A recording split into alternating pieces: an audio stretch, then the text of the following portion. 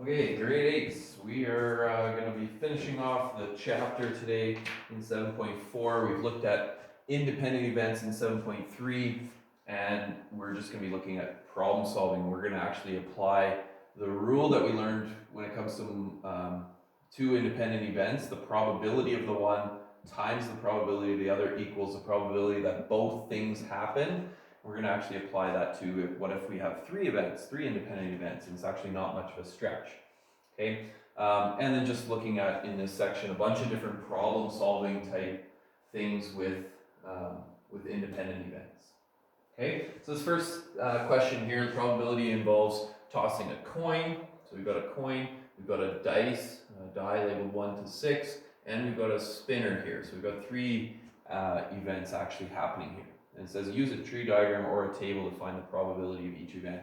I'm not actually going to map that whole thing out because this is the reason why we have kind of our rule. And I'll just tell you that the rule applies to two independent events, so we actually just add a third event and we just actually multiply the probability of that third event. So rather than going through, because if I wanted to do a tree diagram, I would have heads and tails, and then I would have kind of three options coming off of here, yellow, pink, or purple.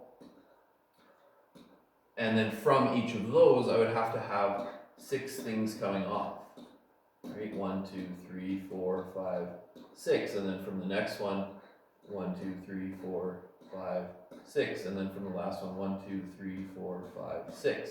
You can see you got 6, 12, 18 different possibilities. So you already start getting into bigger numbers, and that's where there's going to be a bit of a downfall with the tree diagrams. The table won't really work with 3 because you start getting into 3 dimensions. So it doesn't really work. So far easier would just be, let's use our rule. It's kind of tied to the fundamental counting principle, it's called, but we basically just take the probability of each of these 3 events and we multiply it together. It's going to be far quicker and neater for you guys to actually calculate. So tossing heads, if I'm doing that first bullet point, the probability would be 1 out of 2. Rolling the 2 would just be, there's 6 possibilities on the dice, so it would be 1 out of 6, and landing on purple would be 1 out of 3. So to multiply 3 fractions together is just multiply the tops all together, so 1 times 1 times 1. In that case, even I can do that calculation. 2 times 6 is 12, 12 times 3 is 36. Yeah, that's right, because I would have had to do the exact same thing over here, so I've got another 18 things over here, so I didn't want to do that. Okay, so that's the first one. Okay, if I was doing the second one, rolling tails, well, it's the same probability as heads. Rolling an even number. Now we know that even 2, 4, and 6 are even. That's 3 out of the 6. Or in other words, in lowest terms, that's half of the dice rolls are even. Okay, so we could do that. Already putting it in lowest terms, it just helps simplifying it. And then landing on yellow. It's 1 out of 3. So again, 1 times 1 times 1, 2 times 2 is 4, times 3 is 12.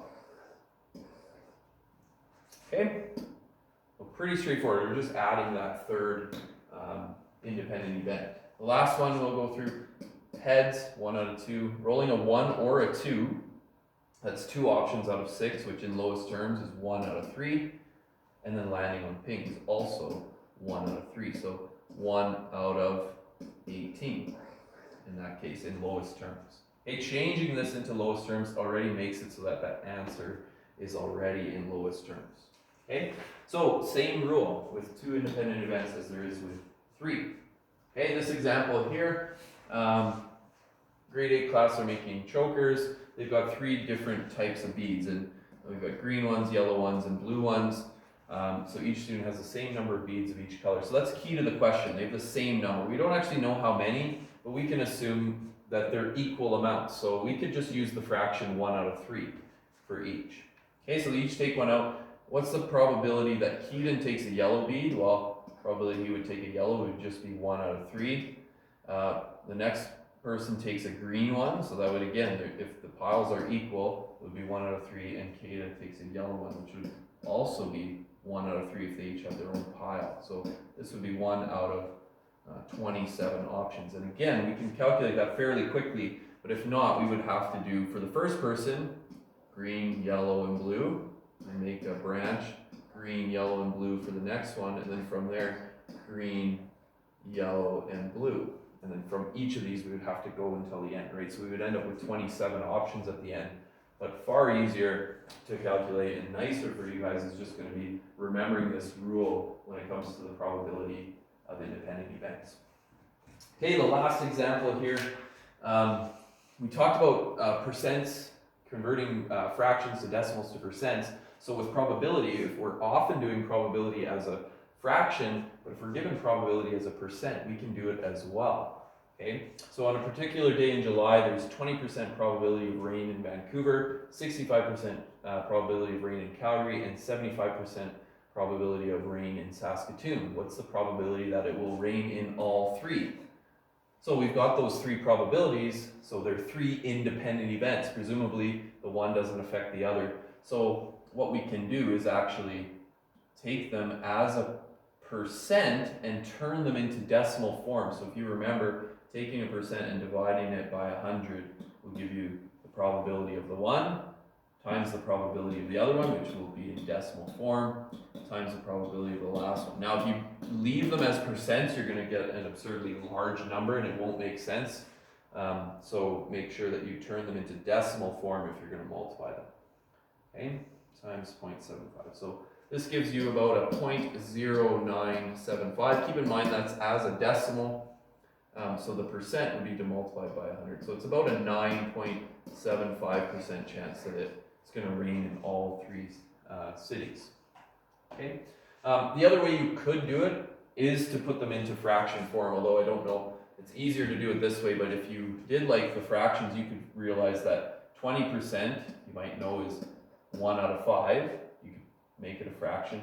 65 over 100, or 65% is 65 over 100, you might notice that's 13 over 20 in lowest terms, and 75, that's a common fraction, 3 out of 4. And so you could actually do it in fraction form like that. 13 times 3 is 39, and 100 times 4 over 400. And you'll see that if you do 39 divided by 400, you should be getting the same thing.